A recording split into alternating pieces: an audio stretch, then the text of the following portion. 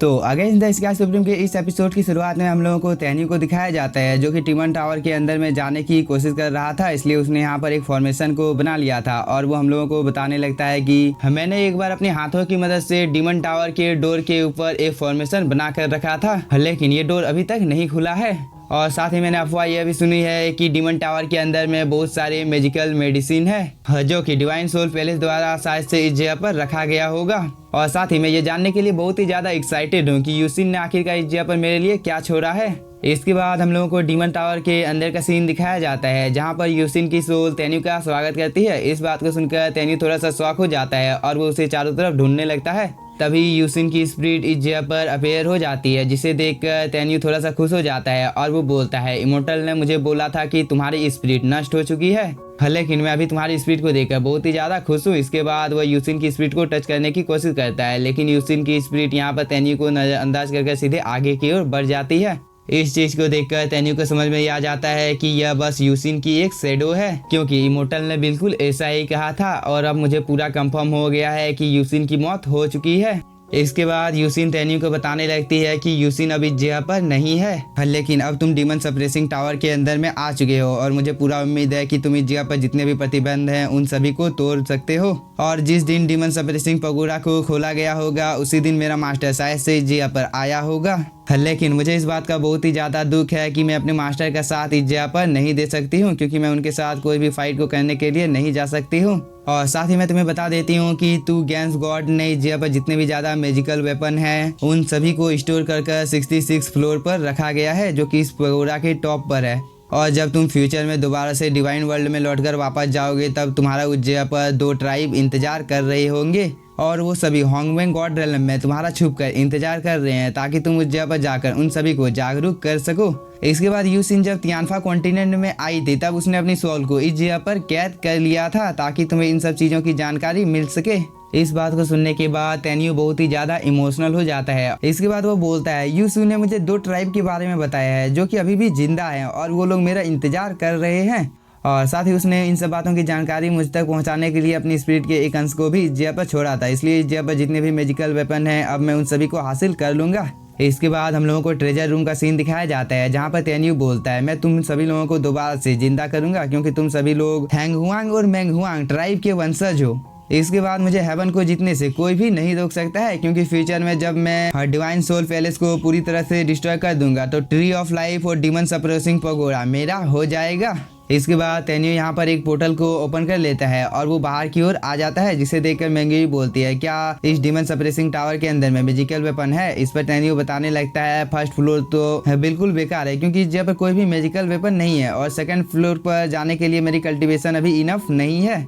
इस पर ये डिसाइपल आगे की ओर आ जाता है और वो तैन्यू को बताने लगता है तब हम लोगों को बिना कोई टाइम जाए किए एशियंट वेल की ओर जाना चाहिए। इस पर तैन्यू भी हाँ बोलता है। इसके बाद हम लोगों को कुछ देर बाद का टाइम दिखाया जाता है जहाँ पर मैंगे सभी लोगों को बता रही थी कि यांग चैंग और जी सुशी ने अपने साथ स्पिरिट बीस्ट को लाया है ताकि वो लोग एशियन वर्ल्ड को प्रोटेक्ट कर सके। इसलिए मुझे पूरी उम्मीद है कि उस जगह पर स्पिरिचुअल बीस्ट हम लोगों के साथ फाइट करने के लिए तैयार होंगे। इस पर तैन्यू बोलता है तुम लोगों को चिंता करने की कोई भी जरूरत नहीं है क्योंकि लुआ मैंग सिर्फ एक नॉर्मल सी डिसाइपल है और रही बात यांग चैंग की तो वो बस एक यंग मास्टर है, इसलिए इन लोगों के पास जरूरी एक स्पिरिट बीस्ट होगा, लेकिन हम लोगों को चिंता करने की कोई भी जरूरत नहीं है क्योंकि वो spirit beast golden flame Phoenix से ज्यादा ताकतवर नहीं हो सकते हैं। इसलिए लाओ युआन इन लोगों के साथ में बहुत ही आसानी के साथ में फाइट कर सकता है। लेकिन फिलहाल के लिए हम लोगों को इस बात की चिंता करनी चाहिए कि अगर वो लोग डिवाइन सोल पैलेस में जिंदा चले जाते हैं तो हम लोगों के लिए उस जगह पर प्रॉब्लम क्रिएट हो सकती है, क्योंकि डिवाइन सोल पैलेस जरूरी मेरे से ये सवाल पूछेगा कि मैंने लाओ युआन को इस जगह पर क्यों लाया था, क्योंकि इस जगह पर तो स्पिरिट बीस्ट को लाना बैन है। इसलिए मुझे जहाँ तक लगता है कि इन लोगों का प्लान इस जगह से बचकर निकलना होगा। इस पर जियान आगे की ओर आ जाती है और वो तैन्यू को बताने लगती है कि उन लोगों ने ही पहले इस जगह पर स्पिरिट बीस्ट को लाया था, इसलिए कोई भी बाहर में आपका कुछ बिगाड़ नहीं पाएगा क्योंकि हम लोग तुम्हारे साथ हैं। तभी तैन्यू जियान को शांत कर देता है और उसे बताने लगता है कि हम लोग उन लोगों के साथ बहस नहीं कर सकते हैं क्योंकि ये लोग हम लोगों के हुआंगफू सेक्ट से बहुत ही ज्यादा पावरफुल हैं। इस बात को सुनकर जियान को बहुत ही ज्यादा गुस्सा आ रहा था। तभी यह डिसाइपल आगे की ओर आ जाता है और वो तैन्यू को बताने लगता है कि हम लोगों को एक रास्ता ढूंढना होगा जिसकी मदद से हम लोग उन सभी को जान से मार डालेंगे क्योंकि यही हम लोगों के पास आखिरी रास्ता बचा हुआ है। इस पर तैन्यू इन सभी लोगों को समझाने लगता है कि हम लोग यांग चैंग को नहीं मार सकते हैं, नहीं तो इस चीज की वजह से इटर्नल इमोर्टल सेक्ट बहुत ही ज्यादा गुस्से में आ जाएगा। और जिसकी वजह से हम लोगों की सेक्ट की हालत बहुत ही ज़्यादा खराब हो जाएगी, क्योंकि अभी की कंडीशन के हिसाब से हम लोगों का सेक्ट उतना पावरफुल नहीं है और जितना डिवाइन सोल पैलेस और इटर्नल इमोर्टल सेक्ट है। इसलिए हम लोगों को फिलहाल के लिए यांगचैंग को छोड़कर सभी को जान से मार देना है। तभी मेंगई तेन्यू को बोलती है, अगर वो लोग एशियन डुएल में नहीं होंगे तो हम लोग क्या करेंगे। इस पर तेन्यू बोलता है, इस जगह पर 2 टेलीपोर्टेशन अरे है, इसलिए हम लोगों को उस जगह पर जाकर इन लोगों की तलाश करनी चाहिए और इस बात का हमेशा हर कोई ख्याल रखेगा कि वो लोग हर हालत में डिवाइन सोल पैलेस लौटकर वापस जाने नहीं चाहिए।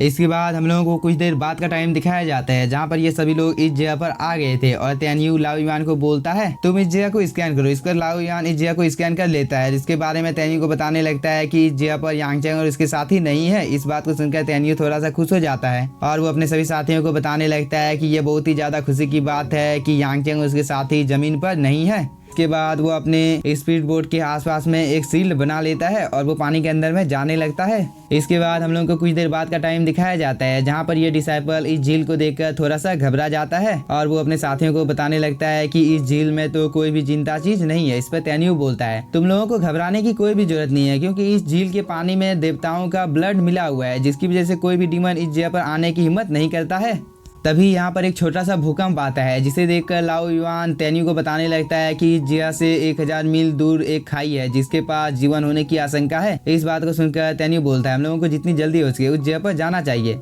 इसके बाद तेन्यू अपने साथियों को बताने लगता है कि एशियन वेल इनहेरिटेंस इस खाई के नीचे हो सकता है, इसलिए हम लोगों को जितनी जल्दी हो सके उस जगह पर जाना चाहिए। इस बात को सुनकर बहुत ही तेजी के साथ ये सभी लोग उस ओर जाने लगते हैं। इसके बाद ये सभी लोग एशियन वेल के इनहेरिटेंस के पास आ गए थे और लाओ युआन तेन्यू को बताने लगता है कि इस जगह पर कोई भी नहीं है। इस पर तेन्यू बोलता है, यांगचैंग और उसके साथी इस जगह से पहले ही निकल चुके हैं। इसके बाद तेन्यू अपने साथियों को इस जगह पर समझा देता है कि किसे क्या करना है और वो लाओ युआन को इन लोगों को प्रोटेक्ट करने के लिए बोलकर खुद एशियन वेल के पास आ जाता है और वो अपने साथियों को बोलता है, जिस किसी को भी इनहेरिटेंस चाहिए वो मेरे साथ आ सकता है। इसके बाद हम लोगों को इस एशियन वेल के अंदर का सीन दिखाया जाता है, जहाँ पर तेन्यू अपने सभी साथियों को बता रहा था कि जो कोई भी सोल रिफाइनिंग लेवल पर है वही सिर्फ इस एशियन वेल की गहराइयों तक जा सकता है। और वो यह बोलने के बाद बहुत ही तेजी के साथ अंदर की ओर आ जाता है, जहाँ पर इन लोगों के सामने ब्लड फर्नेस रखा हुआ था और ये सभी इस जगह को देखने लगते हैं। लेकिन तभी एक नरेटिंग वॉइस इन सभी लोगों को बताने लगती है कि तुम लोग एशियन वेल में आ चुके हो, इसलिए तुम लोग अपनी ब्लड की कुछ बूंद को इस कढ़ाई के अंदर में डाल सकते हो। इस बात को सुनने के बाद ये सभी इस फर्नेस के ऊपर आ जाते हैं, लेकिन तभी इस मौके का फायदा उठाकर ये डीमन इन सभी लोगों को हिप्नोटाइज कर लेता है और वो बोलता है, तुम लोग तो मेरे सामने एक मामूली चींटी के समान हो। और वो मन ही मन में यहाँ पर बहुत ही ज़्यादा खुश हो जाता है, क्योंकि उसे लग रहा था कि अब वो इन लोगों को बहुत ही आसानी के साथ मार पाएगा। तभी हम लोगों को तेन्यू को दिखाया जाता है और जो कि अभी भी होश में होता है और वो हंस रहा होता है। लेकिन तभी यह डीमन इन सभी को बोलता है, तुम सभी अपने अपने गले को काट लो। इस बात को सुनकर ये सभी अपने स्वॉर्ड को अपेयर करके अपने अपनी जान को लेने ही वाले थे, लेकिन तभी तेन्यू अपनी पावर का यूज करने लगता है, जिसकी वजह से ये सभी दोबारा से अपने होश में आ जाते हैं और नीचे की ओर गिर जाते हैं। इस चीज को देखकर ये डीमन थोड़ा सा गुस्से में आ जाता है और वो बोलता है, तुमने तो बहुत ही आसानी के साथ में इन सभी को मेरे कंट्रोल से बाहर निकाल लिया है, आखिरकार तुम हो कौन। इसके बाद वो तेन्यू के ऊपर अटैक कर देता है, लेकिन तेन्यू इसके अटैक को बहुत ही आसानी के साथ में डॉज कर लेता है। लेकिन इसी के साथ हम लोगों का ये एपिसोड हो जाता है खत्म। और अगर आप लोगों को वीडियो पसंद आया होगा तो चैनल को सब्सक्राइब कीजिए और वीडियो को like. Thank you for watching.